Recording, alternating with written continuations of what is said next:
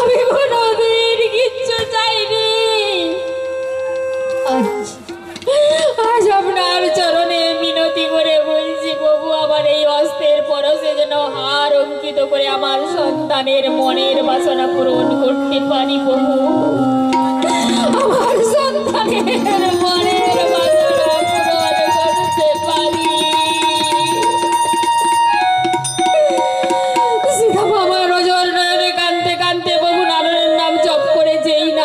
থেকে একটি পত্র ছিন্ন করে আপনার স্তরদুগ্ধ দিয়ে হার অঙ্কিত করে যেই না কুশের গলায় পরিয়ে দিলেন, ভাবনা হতেই হার দুলিতে লাগিল।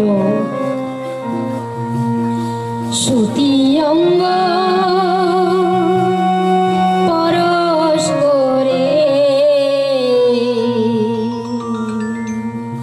দোলে আকাহার, সতী অঙ্গ পরশ করে দোলে আকাহার, সতী অঙ্গ পরশ করে দোলে আকাহার।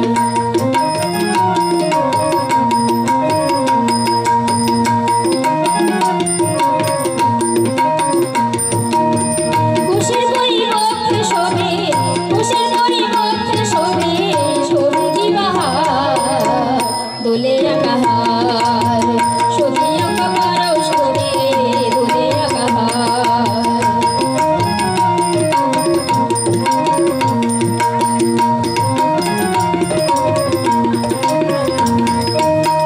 শ্রীরামের নাম বলে শিলা ভাসে সিন্ধু জলে, শ্রীরামের নাম বলে শিলা ভাসে সিন্ধু জলে, সীতা সতীর সিন্ধু আকুল, সীতা সতীর সিন্ধু আকুল, অকুল বাধার দোলে আকাহার, সতী অঙ্গ পরশ করে দোলে আকাহার।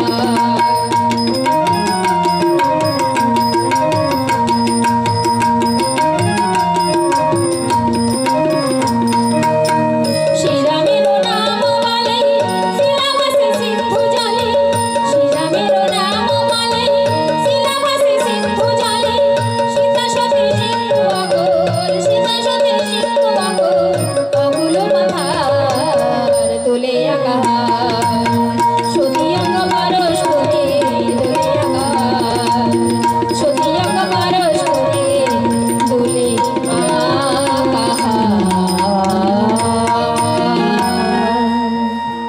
এই তো মা, আমার আর কি সুন্দর দুলছে, আর আমার কোনো চিন্তা নেই।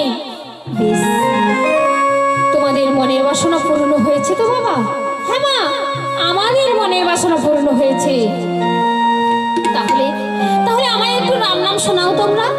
ও মা, তুমি রাম নাম শুনবে, কিন্তু তার আগে আমাদের পায়ে নুপুর দুখানা যে পরিয়ে দিয়েছো ওগুলো বাজিয়ে দাও।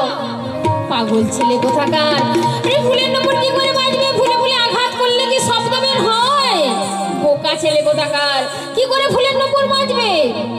ও মা, স্তনদুগ্ধের আকাহার যেখানে দুলাতে পেরেছো, নুপুর তো তুমি বাজিয়ে দিতেই পারো। দাও না মা, তাহলে আমরা দুজনে নাচবো, গাইবো, আর তোমায় আমরা রাম নাম শোনাবো। সীতামা কি করবেন? যেই না প্রভুর নাম স্মরণ করে নুপুর হস্তে পরিদর্শন করিলেন, অমনি রুমু ঝুমু স্বরে নুপুর বাজিয়া উঠিল। রুমু ঝুমু, রুমু ঝুমু, ফুলের নুপুর পায়ে নাচে দুটি ভাই, নাচে দুটি ভাই। রুমু ঝুমু, রুমু ঝুমু, ফুলের নুপুর পায়ে নাচে দুটি ভাই, নাচে দুটি ভাই।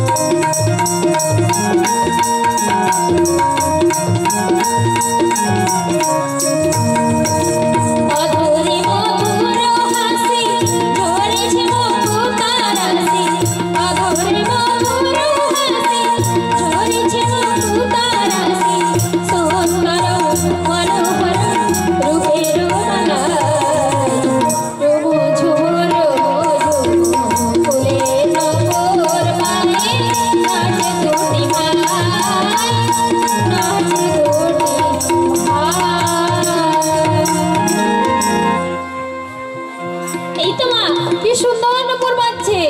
এবার তাহলে আমায় একটু রাম নাম শোনাবি না তোরা? ও মা, তুমি এত রাম নাম শুনতে ভালোবাসো কেন বলো তো? এই কুস, তুই জানিস না রাম যে মায়ের বাবা হয়, তাই তো মা এত রাম নাম শুনতে ভালোবাসে। কুস, তো দাদাকে ধরে নিয়ে আয় তো। আমি কখন বলেছি রে? কেন তোমায় যখন জিজ্ঞেস করি মা তুমি কার কন্যা, তুমি আমাদের বলো না আমি পৃথিবীর কন্যা, তাই রাম নাকি তোমার বাবা হয়, তুমি বলো না? তাহলে রাম যদি পৃথিবীর পতি, তাহলে রাম কি তোমার বাবা হলো না? বলো না মা, আবার দুষ্টুমি। এই দাদা, মাকে এখন রাম নাম শুনিয়ে আমাদের যেতে হবে না? না, আমরা একটু মাকে রাম নাম শুনিয়ে নেই। এই বলে লবকুশ কি করেছেন জানেন? মাকে রাম নাম শোনাচ্ছেন। কিভাবে? প্রেম মুদিত মন সে কহ রাম রাম রাম, রাম রাম রাম, শ্রী রাম রাম রাম। প্রেম মুদিত মন সে কহ রাম রাম রাম, রাম রাম রাম, শ্রী রাম রাম রাম। প্রেম মুদিত মন সে কহ রাম রাম রাম, রাম রাম রাম, শ্রী রাম রাম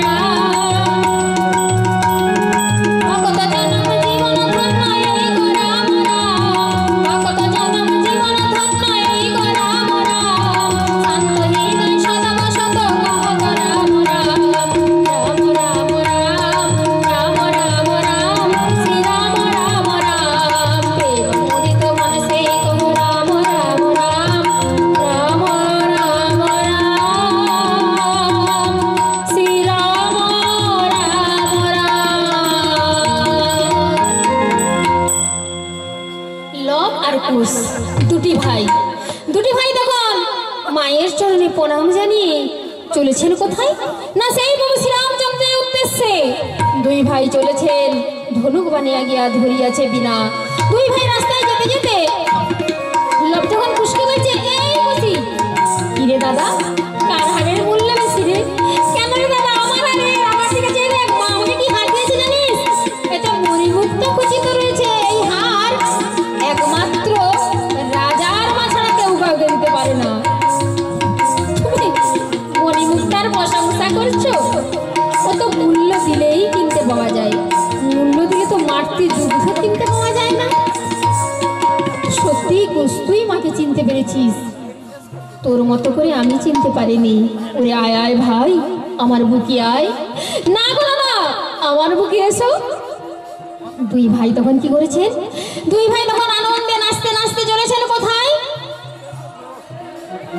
সেই প্রভুর চরণে প্রভুর উদ্দেশ্যে চলেছেন, তখন প্রভু শ্রীরামচন্দ্র আমার ভাবছেন সেই মাতা কৌশল্যার স্বপ্নে দেখা দুটি সন্তানের কথা, আর ভাবছেন আমার সীতা মায়ের কথা। ভাবতে ভাবতে বালকদেরকে দেখে ভাবছি এরা কারা? এরা ধনুক বানিয়ে গিয়া ধরিয়াছে বিনা, এরা সঙ্গীতেও পারদর্শী, তবে কি আমার সীতা মায়ের সন্তান, সীতার সন্তান? এই ভাবতে ভাবতে লবকুশ তখন পদ্ম নিয়ে গিয়ে বলছে, এই যে অযোধ্যার মহারাজ শ্রীরামচন্দ্র, পদ্ম এনেছি আমরা। দুহাত পেতে যেই না প্রভু শ্রীরামচন্দ্র আমার পদ্ম নিতে গেলেন, পদ্ম অদৃশ্য হয়ে গেল। তাই দেখে শ্রীরামচন্দ্র আমার বললেন, সত্যিই বালক, তোমাদের কাছে আমি পরাজিত, তবে পরাজয় স্বীকার করো, যজ্ঞাশ্রমে ফিরাই দেব। পরাজয় স্বীকার করছি।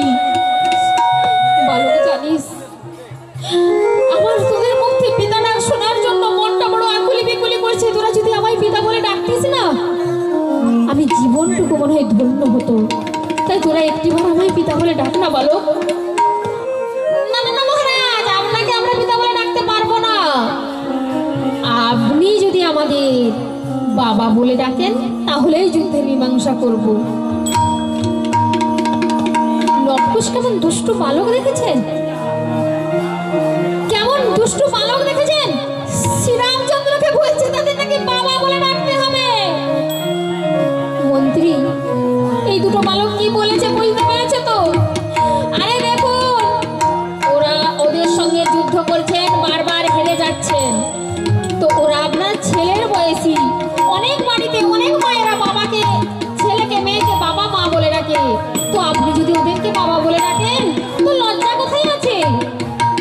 সেটা নেই, ঠিক আছে, কিন্তু এ জগতে কি জানো তো, এই জগতের বরফগুলো পরনিন্দা, বরফ পচার মানুষ বলে বেড়ায়। কি বলে? তারা ভালো কখনো দেখে না। এর বাড়ির কথা, ওর বাড়ির কথা, তার বাড়ির কথা বলে বলে বেড়ায়। এর বাড়ির নিত্যের কথা, ওর বাড়ির নিত্যের কথা বলে বেড়ায়।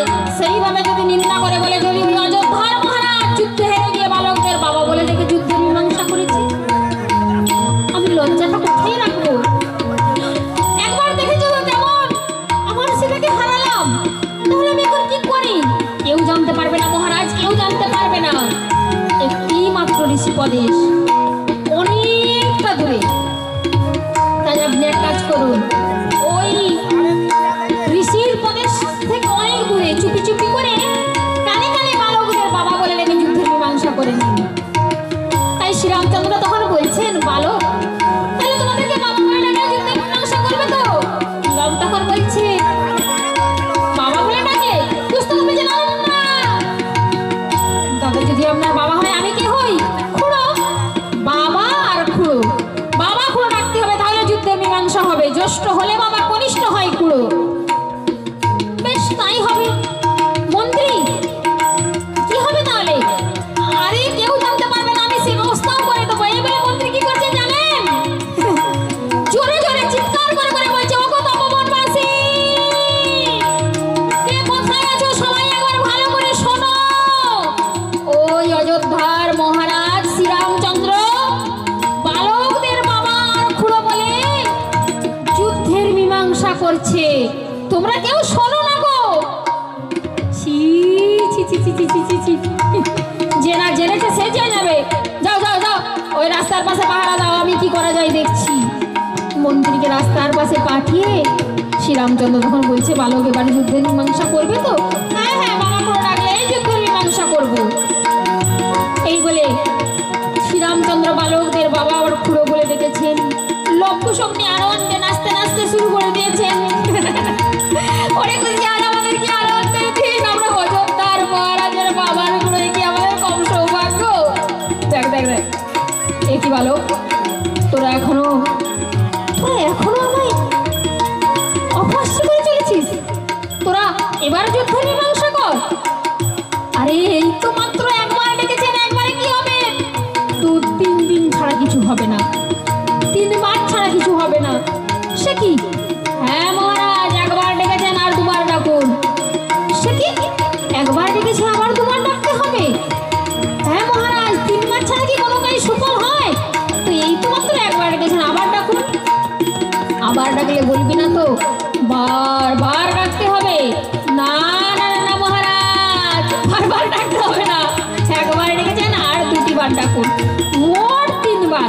দ্বিতীয়বার হলেই সম্পূর্ণ। দ্বিতীয়বার ডেকেছেন আর মন্ত্রীকে বলছেন, মন্ত্রী খুব সাবধানে পাহারা দিও, মাত্র একটি বার ডাক বাকি। তৃতীয়বার ডাকতে যাবেন এমন সময় নারদ মুনি এসে বলছেন, নারায়ণ নারায়ণ নারায়ণ, প্রণাম হই চরণে প্রভু। এ কি নারদ, তুমি এখানে? এই বালকদের যুদ্ধ দেখবার জন্য আমি ওই গাছের আড়ালেই দাঁড়িয়েছিলাম, সব দেখেছি, সব শুনেছি। তা নারদ, তুমি কি জেনেছো, কি শুনেছো? এই যে আপনি ওই বালকদের সঙ্গে বাবা খুড়ো বলে যুদ্ধে মীমাংসা করছেন। তা নারদ, তুমি এখন জেনেই গেছো, সবাইকে বলে দেবে? ছি ছি ছি ছি ছি, এই লজ্জার কথা, এই ঘেন্নার কথা আমি কেমন করে বলে বেড়াবো? আমি কাউকে বলতে পারবো না বাবা। তা নারদ, তুমি যখন লোকে জিজ্ঞেস করবে যে নারদ তুমি তো ওখানে ছিলে, ওই রামচন্দ্রের যুদ্ধটা কিসে মিটেছে, কি বলবে নারদ? আমি বলবো বাবা খুড়ো ডাকেই যুদ্ধের মীমাংসা হয়েছে। তাহলে তুমি সত্য কথাই বলে দিলে। আমি কি বলবো মহারাজ? দেখো নারদ, তুমি কিন্তু বলবে আমি কিছুই দেখিনি, কিছুই শুনিনি। ছি ছি ছি ছি মহারাজ, দেখলাম, জানলাম, শুনলাম, তবুও আমি বলবো কিছুই দেখিনি, কিছুই শুনিনি? মিথ্যা কথা বলা মহাপাপ মহারাজ, মিথ্যা কথা বলতে পারবো না। তাহলে নারদ, তুমি সবাইকে বলে দেবে? সবাইকে বলবো না, না আমি সবাইকে বলবো না। আপনার জন্য আমি 3 জন লোককে বলতে পারি, আর কাউকে বলবো না। নারদ কাউকে বলবে না, 3 জন লোককে বলবে। কাকে কাকে বলবে নারদ, তাহলে বলে দাও। নারদ তখন বলছেন, স্বর্গলোকে বলবো, মর্ত্যলোকে বলবো, আর পাতাল লোকে বলবো। এবার ভক্তমণ্ডলী, এবার বলুন আমাদের জগতে কটি লোক রয়েছে? 3টি লোক রয়েছে। আমাদের উপরে রয়েছে স্বর্গলোক, আমরা রয়েছি মর্ত্যলোক, নিচে রয়েছে পাতাল লোক। আজকে এখানে একটা হরিবাসর রামায়ণের সভা বসেছে, তা এখানে যদি একটা কথা প্রকাশিত হয় গোটা বিশ্বময় ছড়িয়ে যাবে, বেশিক্ষণ সময় লাগবে না। তা সেইরূপ শ্রীরামচন্দ্র যে বালকদের বাবা খুড়ো বলে যুদ্ধের মীমাংসা করবে, তো গোটা বিশ্ব জেনে যাবে। তাই বালককে তখন বলছেন শ্রীরামচন্দ্র, নারদ যেখানে জেনে গেছে আর কোনো উপায় নেই বালক, তোমাদের মানে আজ আমি হয় জীবন দেব, না হয় তোমাদের মারবো, যে কোনো একটা হবেই। তোমরা যুদ্ধের জন্য প্রস্তুত হও বালক। আসুন মহারাজ, আমরা যুদ্ধের জন্য প্রস্তুত। এই বলে লবকুশ আর শ্রীরামচন্দ্র যুদ্ধের জন্য প্রস্তুত হলেন। লবকুশ আর শ্রীরামচন্দ্রের মধ্যে তখন তুমুল সংগ্রাম শুরু হলো।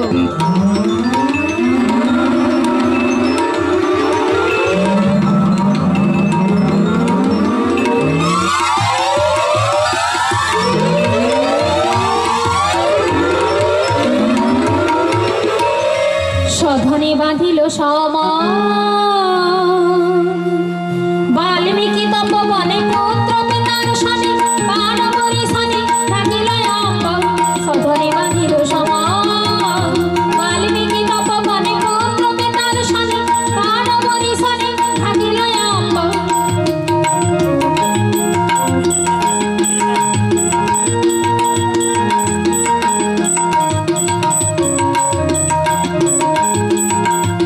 পিতাই পুত্র তারা কেহ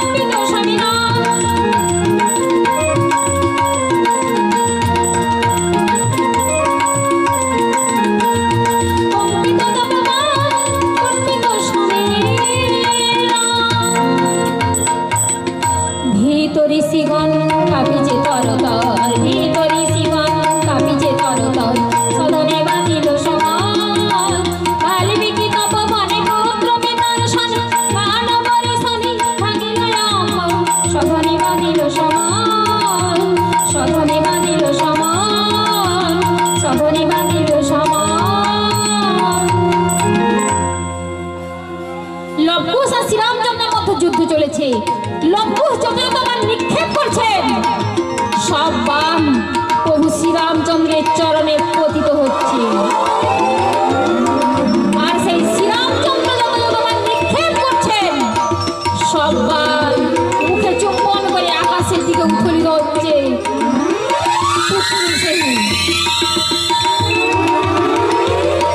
এমন সময় নারদ মুনি কি করছেন জানেন? বুড়ো আঙুলটাকে ঠক ঠক করে বাজাচ্ছেন। কেমন মজা দেখুন, এটা কিন্তু একটা টোটকা।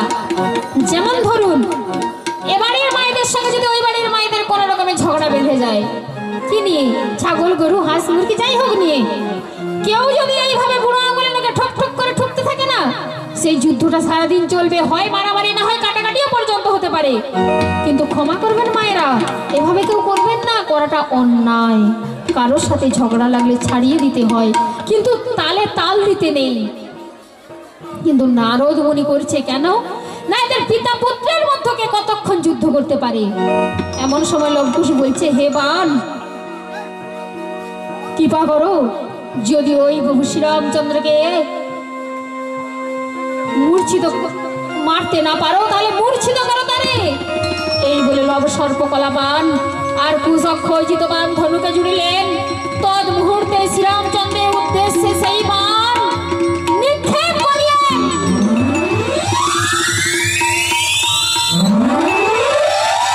গর্জন করে সেই বানকে শ্রীরামচন্দ্র সহ তার সমস্ত সৈন্যবাহিনীকে মূর্ছিত করে ধুলায় ফেলে দিলেন।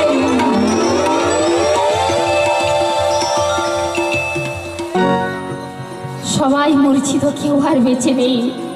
এমন সময় লক্ষ্য বলছে, দেখেছিস আমরা ওই অযোধ্যার সবাইকে পরাজিত করেছি, চল চল চল চল। ওই রামচন্দ্রের লক্ষণ ভরত শত্রুঘ্ন যা আছে সবার গায়ের আভরণ খুলে নিয়ে আমরা কুটিরে মায়ের কাছে যাই।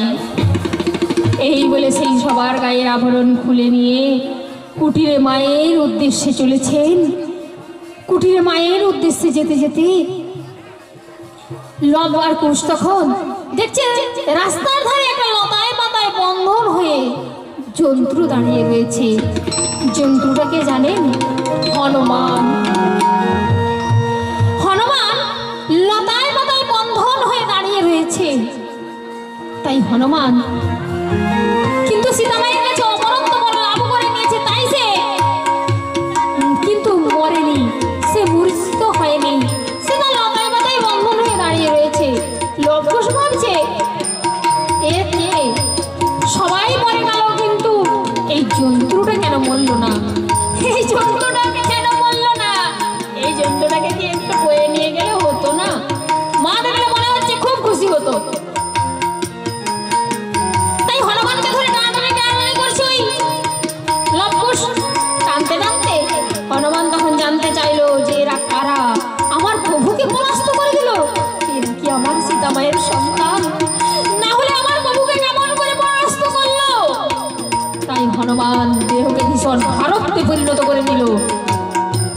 লবকুশ যখন বলল যে না, মা সীতার মুখে শুনেছি রাম নাম করলে নাকি সব বিপদ থেকে উদ্ধার করা যায় রে, আমরা সেই রাম নাম করতে করতে ওই জন্তুটাকে বয়ে নিয়ে যাই। এই বলে জয় রাম জয় গুরু বলে সেই বিকৃত আকারের জন্তুকে কাঁধে তুলে নিল। আর বিকৃত আকারের জন্তুকে বয়ে নিয়ে সেই কুটির দ্বারে নিয়ে এসে উপস্থিত করলো। এসে বলছে, ও মা, মা আমি আসছি বাবা, আমি আসছি। তাদের আর ধর্ষ হয়েছে না, আর চিত্তে জয়লাভ করেছে অতি আনন্দের দিন। তাই কুটিরের মধ্যে গিয়ে বলছে, ও মা, ও মা, দেখো দেখো, এই তো বাবা আমি, কি হয়েছে বল। ও মা জানো, তোমার আশীর্বাদে, দাদুর আশীর্বাদে আমরা তপবন রক্ষা করতে গিয়ে ওই অযোধ্যার প্রভু মহারাজ ওই শ্রীরামচন্দ্রের, ওই অযোধ্যার মহারাজ প্রভু শ্রীরামচন্দ্র, লক্ষণ ভরত শত্রুঘ্ন আমরা সবাইকে পরাজিত করেছি। সীতামা আমার চিৎকার করে বলছে, নরে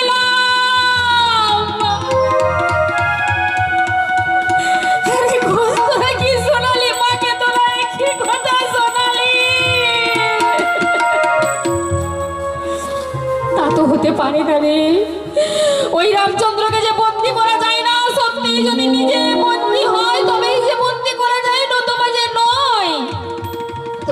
বিশ্বাস হচ্ছে না মা, এই দেখো গায়ে দেখালেন কি না সমস্ত গায়ের আবরণ। সীতা বাবার ওজন নয়নে কাঁদতে কাঁদতে বলছে, কি দেখালে বাবা, কি দেখালে, আমি আর কি করে থাকবো। মা তুমি কাঁদছো কেন? তুমি খুশি হওনি? আজ আর আমি খুশি হতে পারবো না। আমার আশা ভরসা জীবন সব শেষ। আমার হাতের শাখা সিঁথির সিঁদুর সব যে চলে যাবে বাবা।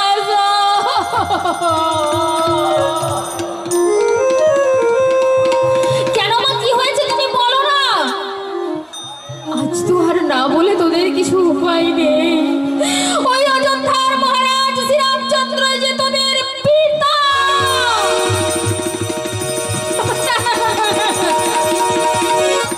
না, কি করে মা? ওই অযোধ্যার রামচন্দ্র আমাদের পিতা হতে পারে না। ওই দাদুকে বলেছিলাম যে ওই অযোধ্যার মহারাজ শ্রীরামচন্দ্র সীতাকে বনবাসে দিয়েছেন। সে তো ছিল মা জনক রাজার কন্যা। তুমি তো নাকি বাল্মীকির কন্যা, দাদু তো বলেছে।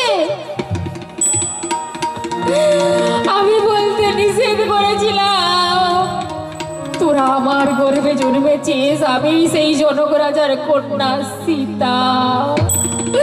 তোদের পিতা আমায় দিয়েছিলেন বনবাসে।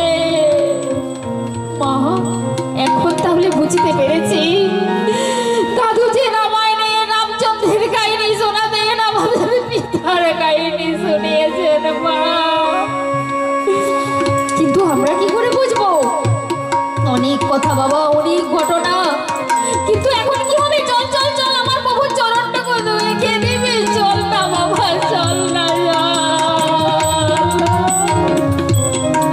আমার প্রভুর চরণটুকু আমি দর্শন করতে পারবো না? আমি শেষ বেলা দেখি প্রভুর চরণটুকু দর্শন করতে পারবো না। নিয়ে চল না রে বাবা। লবকুশ সীতা মা আলু থালু বেশে ছুটে যাচ্ছেন আমার প্রভুর চরণ দর্শন করবেন বলে। প্রভুর চরণ দর্শন করতে গিয়ে হনুমানকে কুটে দাঁড়িয়ে দেখে বলছে কি, এই তোদের বিকৃতি আকারের যন্ত্র। হ্যাঁ রে বাবা, ওরে আমি যে আর সহ্য করতে পারছি না, ওর হাতে পায়ে বন্ধন খুলে দে। হনুমান তখন হাতে পায়ে নিজেই বন্ধন খুলে দিয়ে বলছে, সীতা মা প্রণাম ওই চরণে। আমি ঠিক বুঝেছিলাম এরা তোমার সন্তান, আমি তাই এসেছি মায়ের সাথে। বাবা হনুমান, তুমি তো চিনতে পারলে, কিন্তু তোমার প্রভু যে চিনতে পারলো না, তার সন্তানকে যে চিনতে পারলো না বাবা। শশা করা উদীশ্বর যাদের পিতা ছিল ভুবন বিজয়ী বীর, তার সন্তান আজ বনবাসী। বনের বর্ণ কুটিরে তাদের আশ্রয়, বনের ফলমূল তাদের আহার্য। আর আমি আজ রানী হয়েও বনবাসী। বাবা হনুমান, মহা আমি তোমায় নিয়ে যাব, আমি অযোধ্যায় নিয়ে যাব। কিন্তু বাবা তোমার প্রভু যে, আমি তোমার প্রভুর চরণটুকু দর্শন করে আসি। মা মা তুমি তুমি আমার বড় দাদা? হ্যাঁ বাবা, ওই তোমাদের সেই হনুমান বড় দাদা। মা একটা বনের যন্ত্র কি তোমার সন্তান হতে পারে? তোরা দাদুর মুখে শুনিসনি ওই হনুমানের কথা? সেই হনুমানই যে এই হনুমান। এই বলে হনুমানকে বললেন, বাবা হনুমান তুমি এখানে অপেক্ষা করো, আমি তোমার প্রভুর চরণটুকু দর্শন করে আসি। এই বলে সীতা মামার আলু থালু বেশে ছুটে গিয়ে প্রভুর চরণ দর্শন করতে গিয়ে বলছে, নগো প্রভু তুমি তো অন্তর্যামী নারায়ণ, তুমি তো দীনতার দয়াল, তুমি তো ছিলে নাকি কাঙালের ঠাকুর। আমি কি অপরাধ করেছিলাম যার জন্য এত শাস্তি দিলে প্রভু? স্বামী সেবা হতে বঞ্চিত করলে স্বামী হীনা হতে হবে? স্বামী ছাড়া নারী জাতির যে আর কোনো সম্বল নেই। স্বামী সেবা করিবে যদি হয় সতী, স্বামী বিনা স্ত্রীলোকের আর নাই গতি। স্বামী সেবাই নারী জাতির ধর্ম, স্বামী সেবাই যে নারী জাতির কর্ম। আমি কি নিয়ে থাকবো বাবু? আমি ভেবেছিলাম যেখানেই থাকুক সীতা তবু ভাগ্যবান, তার হাতের শাখা সিঁদুর শিহর রয়েছে। আজ সেও যে শেষ হতে চলেছে। তাই সীতা মা আমার কানতে কানতে বলছেন আর গাইছেন, স্বামী যে দেবতা, স্বামী যে ভরসা, স্বামী যে মোদের প্রাণ, স্বামী যে দেবতা, স্বামী যে ভরসা, স্বামী যে মোদের প্রাণ।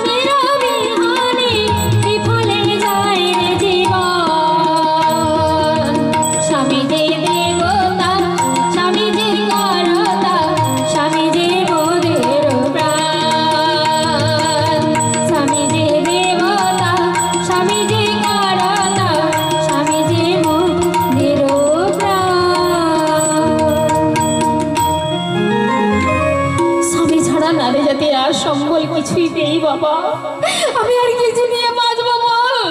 মা, আমরা তো জানতাম না ওই অযোধ্যার মহারাজ আমাদের পিতা, লক্ষণ আমাদের পিতৃব্য, আমরা কি করে বুঝবো বলো? তোদের পিতা পঞ্চমাসের গর্ভবতী আমায় দিয়েছিলেন বনবাসে, তোরা আমার গর্ভে জন্মেছিস, আমার সন্তান। আমি ভেবেছিলাম এই কলঙ্কিনীর যদি নাই অযোধ্যায় স্থান হয়, কে নিয়ে থাকবে?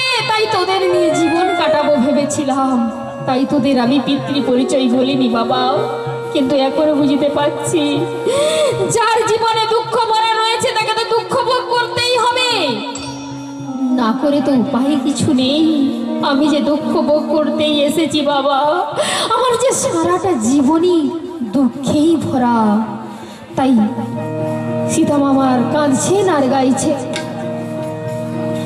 আমার জীবন দুঃখে ভরা, সাথী আমার নয়ন তারা,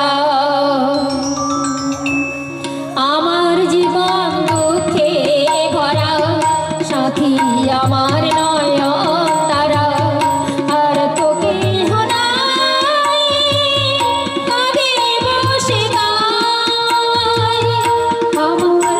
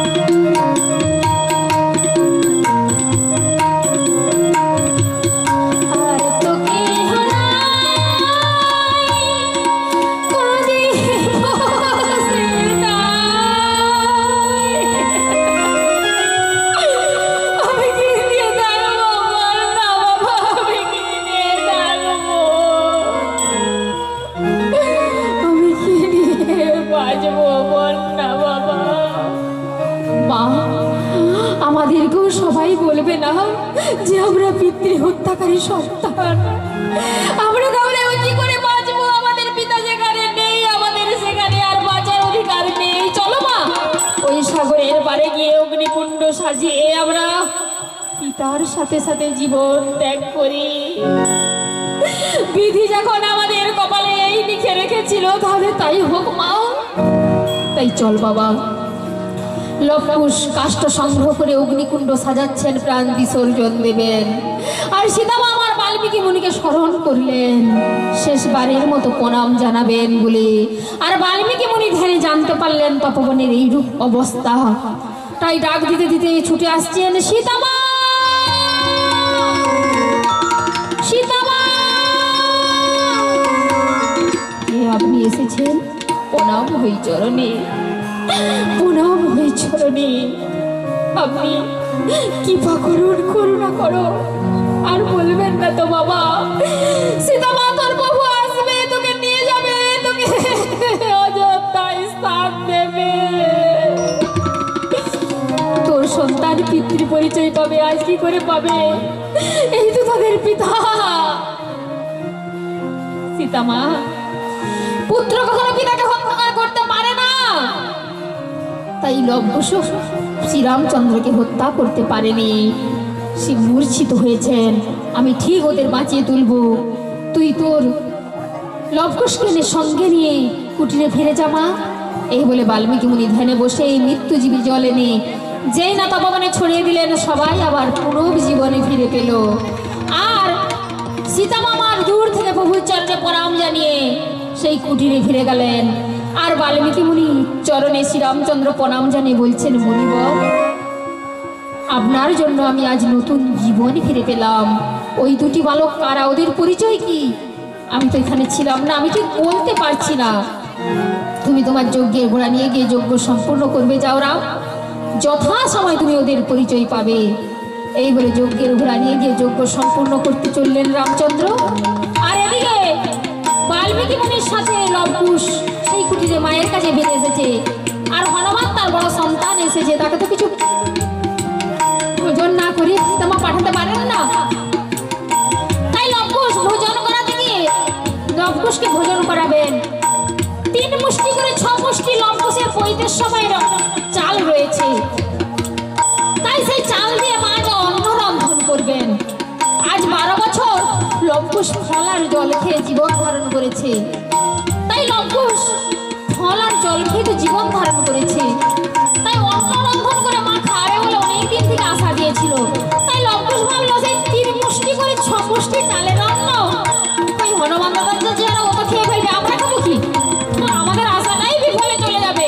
ও দাদু, তোমার মা সাক্ষাৎ অন্নপূর্ণা, তোমার মায়ের কাছে কোনো কিছু অভাব হবে না। যাও নদীতে স্নান করে এসো, তোমার মা অন্ন রন্ধন করে দেবে। বাল্মীকি মুনির কথায় লবকুশ নদীতে স্নান করতে চলে গেল হনুমানকে সঙ্গে নিয়ে। আর হনুমান গিয়েছে, হনুমানকে তবু তাদের মনে ধরলো না। তাই হনুমান কি হয়েছে, ও হনু দাদা একটা খেলা খেলবে? কি খেলা ভাই? ওই যে ডুবুডুবি খেলা। সে আবার কেমন? কেন 3 জনে একত্রিত হয়ে ডুববো, যে আগে ভেসে উঠবে একটা শর্ত, তার খাবার বন্ধ থাকবে। হনুমান মনে মনে ভাবলো, আজ আমার সীতামা অন্ন রন্ধন করেছে, তো আমার খাওয়া বন্ধ করবে বলে ওই বেটাটা প্ল্যান করেছে। তাই হনুমান কি করেছে, জয় রাম বলে যা ডুবেছে আর মোটেই উঠেনি। আর লব আর কুশ তার বেটাটাকে ডুবে পড়েছে। উঠে দেখে লব দাদা উঠেনি আর হনুদা উঠেনি, কুশ উঠেছে। কুশ বলে, কি আমার খাওয়া বন্ধ হয়ে যাবে? এ বাবা, আজ মা অন্ন রন্ধন করছে, আমি কত আশা করে বসে আছি, আমি অন্ন সেবা করবো। না না, এবার ডুবে পড়ি। এই বলে কুশ ডুবে পড়েছে। কিছুক্ষণ পরে লব আবার ভেসে উঠেছে। লব উঠে দেখে হনদা উঠেনি, এদিকে কুশও উঠেনি। আমার থেকে কুশ ছোট, তাহলে আমি কুশের কাছে হেরে যাবো না বাবা, আমি আবার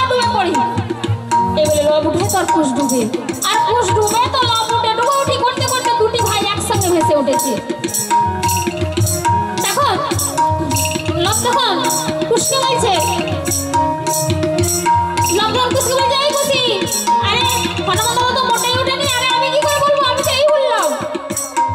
এ বাবা ভাই তুই এই উঠেছিস, লব কিন্তু একটু না রাক্ষসটা লাগছে বলছে আমি উঠিনি দাদা। তুমি সত্যি বলছো দাদা তুমি উঠোনি? না সত্যি বলছিস তো তুই উঠিসনি? আমি সত্যি বলছি দাদা আমি এই উঠেছিস। তুমি কি উঠেছিলে নাকি গো? সত্যি আমি একবার উঠেছিলাম। আরে বলো কি দাদা, আমিও তো একবার উঠেছিলাম। আরে বলিস না ভাই, তুই হয়তো একবার উঠেছিস, আমি কিন্তু দুবার উঠেছি। চুপ করো, আমরা দুজনেই অনেকবার উঠেছি, কিন্তু ওই হনুমান দাদা মোটেই উঠেনি। চলো চলো চলো মায়ের কাছে যাই, সমস্ত খাবার খেয়ে ফেলি।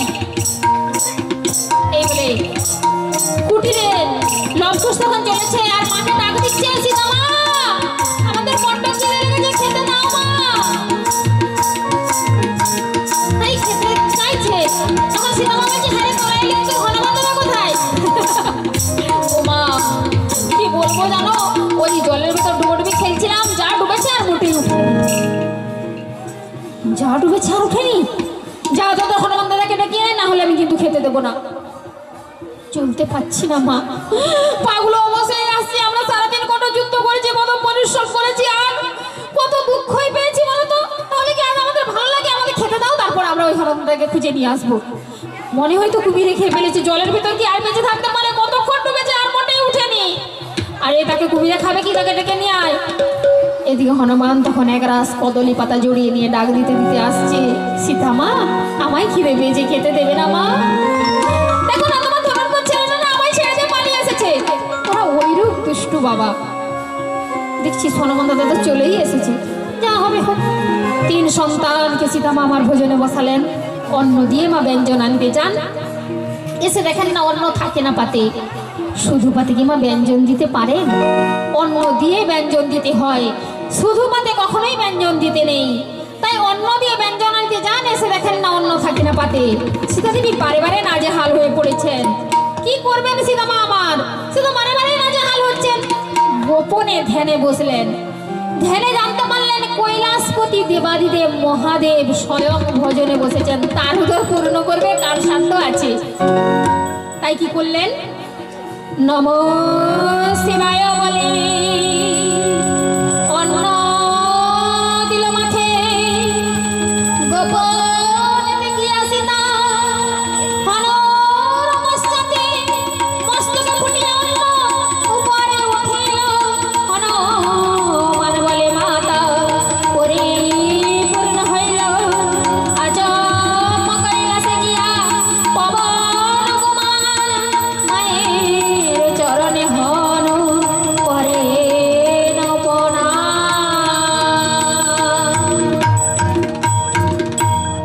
প্রণাম মহিমা। সেই দেবাদিদেব মহাদেব কৈলাসে চলে গেলেন, আর হনুমান সীতামায়ের চরণে প্রণাম জানিয়ে অযোধ্যায় গমন করলেন। আর বাল্মীকি মুনি বললেন, সীতামা এবার তোর সন্তানদের পিতৃ পরিচয়টুকু আমি করিয়ে দিই। মা আমরা তো বেশ ভালোই আছি বনবাসে, আর আমাদের কোনো চিন্তা নেই। চিন্তা করো না মা, ওই অযোধ্যার মহারাজ যতক্ষণ না তোমাদেরকে আমাদের জননী বলে স্বীকার করছে ততক্ষণ কিন্তু আমরা পিতা বলে সম্বর্ধনা করব না। তুমি এখানে অপেক্ষা করো, আমরা ওই অযোধ্যা থেকে ফিরে আসি। এই বলে বাল্মীকি মুনি লবকুশকে সঙ্গে নিয়ে অযোধ্যায় গমন করছেন। আর এদিকে জনম দুঃখিনী সীতা মামার বসে বসে কাঁদছেন আর গাইছেন, জনম দুঃখিনী রাম ঘরণী বিরলে বসিয়া কাঁদে মই, বিরলে বসিয়া কাঁদে মই, জনম দুঃখিনী রাম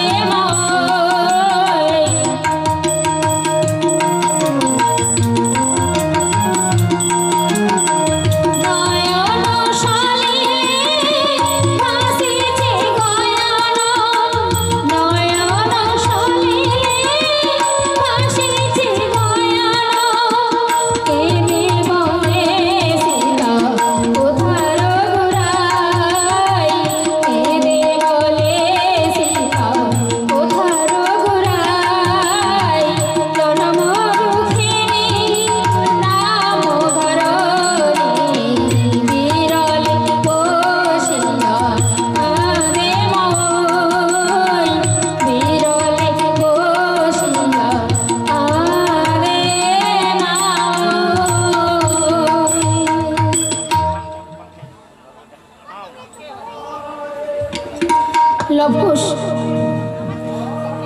লবকুশ তখন লবকুশকে সঙ্গে নিয়ে বাল্মীকি মুনি তখন কোথায় চলেছেন না, লবকুশকে সঙ্গে নিয়ে বাল্মীকি মুনি অযোধ্যায় গমন করেছেন। অযোধ্যায় অনেক অনুষ্ঠানের আয়োজন হয়েছে সেই যজ্ঞশালায়। তাই বাবু রামচন্দ্রকে বললেন,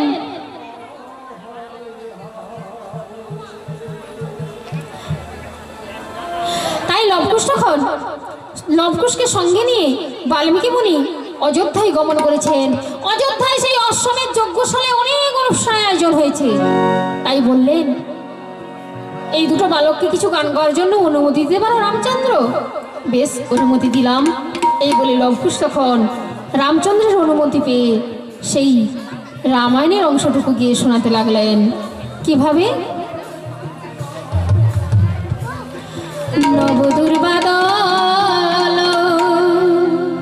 শ্যামল সুন্দর সীতাপতি রঘুরাই, নবদুর্বাদল শ্যামল সুন্দর সীতাপতি রঘুরাই।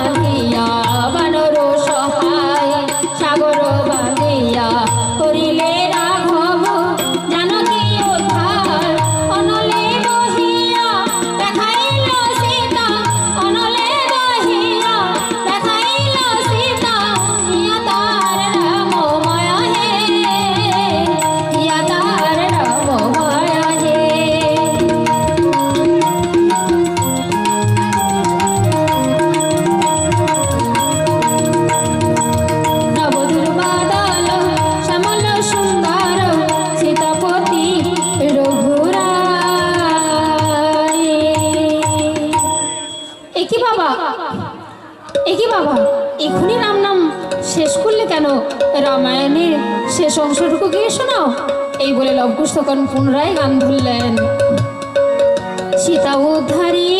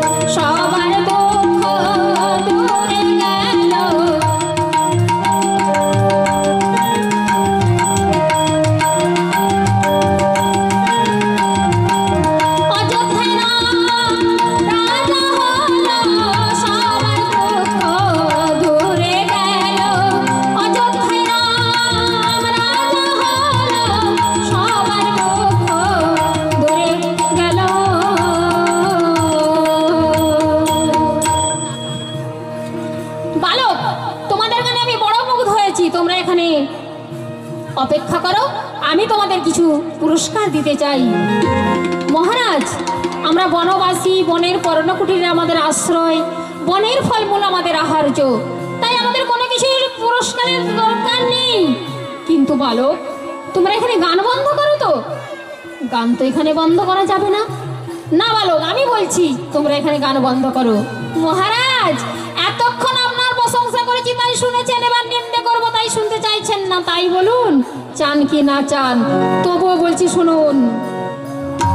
পরের কথাই রঘুপতি পঞ্চমাসের গর্ভবতী সতী সীতাকে দিলেন বনবাসে, বাল্মীকি দিল ঠাইয়া ভাগিনী বাঁচে তাই, লবকুশ জন্মিল সেইখানে হেরান, অশ্বমের যজ্ঞের ঘোড়া তারাই করে বন্দী, পরাজিত করেছিলেন শ্রীরাম তোমারে।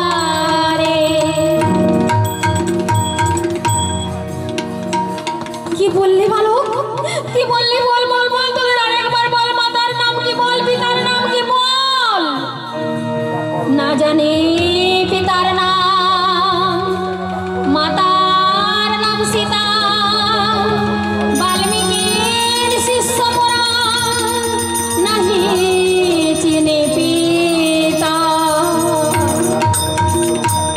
সীতা, সীতা, আমার সীতা। ওরে আর কোনো সংশয় নয়, আর কোনো ভাবনা নয়। ওরে আয় আয় আয় আমার বুকে আয়, আমি যে তোদের অধভাগ্য পিতা, আমি তোদের অধভাগ্য পিতা। ওরে আয় আয় আয় আমার বুকে আয়, আমি তোদের অধভাগ্য পিতা। আয় না রে বালক, আয় আয় আমার বুকে আয়। আপনি যদি আমাদের পিতা হবেন তাহলে বনবাসী কেন আমাদের জননী? পিতা যদি তুমি হও রঘুমনি, বনবাসী কেন মোদের জননী? পিতা যদি তুমি হও রঘুমনি, বনবাসী কেন মোদের জননী? অস্থি চর্মসার বসে একাকিনী, দুনয়নে বাড়ি ঝরে, এ কথা সাজে না তোমারে। তুমি রাজা মহারাজা, শুনে হাসিবে জগৎ সংসার।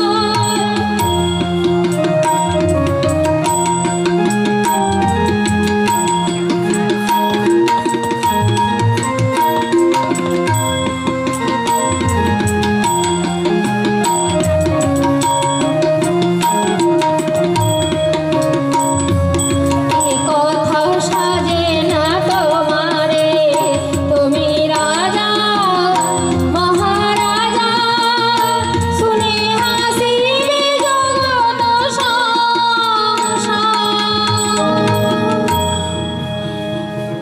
ওরে ওরে আর বলি লজ্জা দিস না। ওরে লক্ষণ, এরা যে পিতা বলে সম্বর্ধনা করতে চাইছে না, পিতা বলে ডাকতে চাইছে না।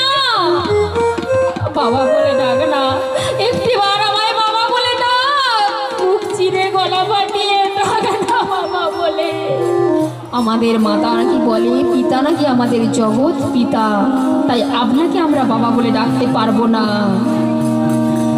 বাবা বলে ডাকবো না আর,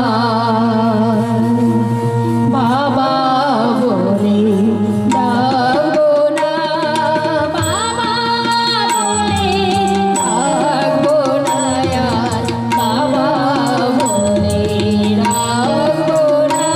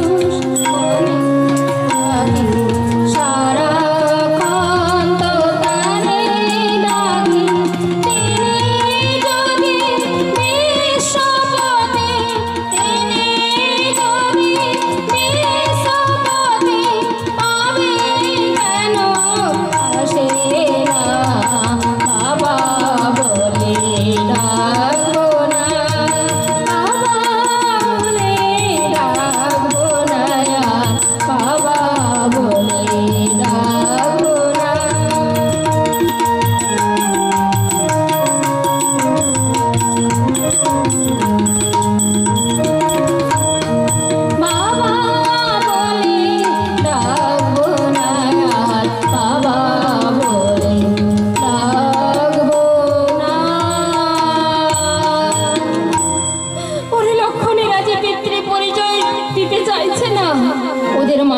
এসে বলে ওরা কি করে আপনাকে পিতা বলবে, কিন্তু উপায় কি নেই, তাহলে কি আমি পিতা না কোনোদিন শুনতে পাবো না? কেন সীতা আমাকে পুনরায় অযোধ্যায় প্রতিষ্ঠিত করুন না। এই অশ্বমের যজ্ঞ সীতা ছাড়া যে অসম্পূর্ণ, তাই এই যজ্ঞশালায় সীতাকে নিয়ে আসুন না। কিন্তু অযোধ্যাবাসী আজ কোনো মনে উপযোগ নেই। তাহলে লক্ষণ তুমি রেখে এসেছিলে, তুমি নিয়ে এসো। এই বলে সীতাকে অযোধ্যা হতে লক্ষণ তখন গিয়ে সীতাকে সমস্ত বৃত্তান্ত বলে অযোধ্যায় নিয়ে গেলেন। সীতা মামার নত মস্তিষ্কে দাঁড়িয়ে রয়েছেন। এমন সময় শ্রীরামচন্দ্র আমার বলছেন, ওগো প্রাণময়ী সীতা, আমি যে তোমার স্বামী যে দিয়েছি বিরহের জ্বালা, তার চতুর্গুণ করেছি আমি ভোগ, তুমি আমায় ক্ষমা করো সীতা। ছিছি স্বামী, ওভাবে বলবেন না। স্বামী ছিলেন আপনি, দাসী ছিলাম আমি। আমার মনে কোনো দুঃখ ছিল না, সাধ ছিল একটাই, শেষ মুহূর্তে আপনার হাতে যেন আমি আপনার সন্তানদের অর্পণ করে শেষ জীবনটুকু শেষ হতে পারি। সে আশা আজ আমার হয়েছে পূরণ। তাই আপনি সন্তানদের নিয়ে বসবাস করুন, আমি ফিরে যাই বনবাসে। এমন সময় লক্ষ্য ছুটে গিয়ে মা মা বলে জড়িয়ে ধরে বলছে, মা মা, আর এই দুঃখিনী ঋষির ছায়ায় নয়, তোমরা এই দুঃখিনী ঋষির ছায়া ছেড়ে চলে যাও তোমাদের ওই স্নেহময়ী পিতার কোলে। তোমাকে যে অযোধ্যায় যতক্ষণ না দেখছি ততক্ষণ যে পিতা বলে সম্বর্ধনা করতে পারবো না। তাই শ্রীরামচন্দ্র তখন বলছেন, তোমার সন্তানের মুখপানে চেয়ে অযোধ্যাকে ক্ষমা করতে পারো না, অযোধ্যার প্রজাদের ক্ষমা করতে পারো না সীতা? ভুলে যাও ভক্তের বাসনা, মনের ইচ্ছাই তো কাজ, এই তাই তো ভক্তকে বারে বারে দুঃখ কষ্ট পেতে হয় সীতা। তাহলে তুমি ক্ষমা করতে পারো না? তাই সীতা আমার সবার কথা ভেবে, সন্তানের কথা ভেবে শ্রীরামচন্দ্রের পাশে এসে বসলেন। আর লবকুশ ততক্ষণে উচ্চারণ করলেন, পিতা স্বর্গ পিতা ধর্ম পিতা হি পরমং তব পিতরি বিদ্মা পন্নে পিয়ান্ত সর্বদেবতা জননী জন্মভূমিশ্চ স্বর্গাদপি গরীয়সী। শ্রীরাম সীতার যুগল দর্শন করে সবাই মুগ্ধ। সবাই তখন গাইছেন, আইরে তোরা আইরে ছুটে আইরে অযোধ্যায়, আইরে তোরা আইরে ছুটে আইরে অযোধ্যায়, আইরে তোরা আইরে ছুটে আইরে অযোধ্যায়।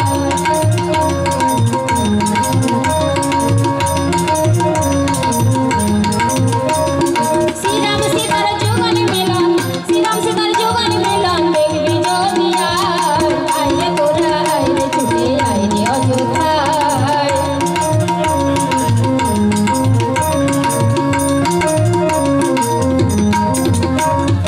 এমন ডোবার দেখবি কবে ওরে পাগল মন, এমন ডোবার দেখবি কবে ওরে পাগল মন। সেই রূপেতে মুগ্ধ হলা, যে রূপেতে মুগ্ধ হলা শিব পঞ্চানন।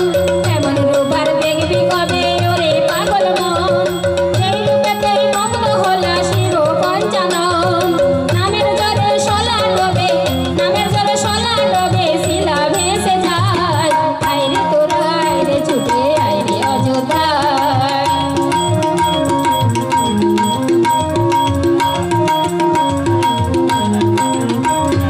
রামের বামে বসে জনক জনক ঝিয়ারি, রামের বামে বসে জনক জনক ঝিয়ারি। মেঘের কোলে চমক যেন, মেঘের কোলে চমক যেন আলোক বিজলি। আইরে তোরা আইরে ছুটে আইরে অযোধ্যায়,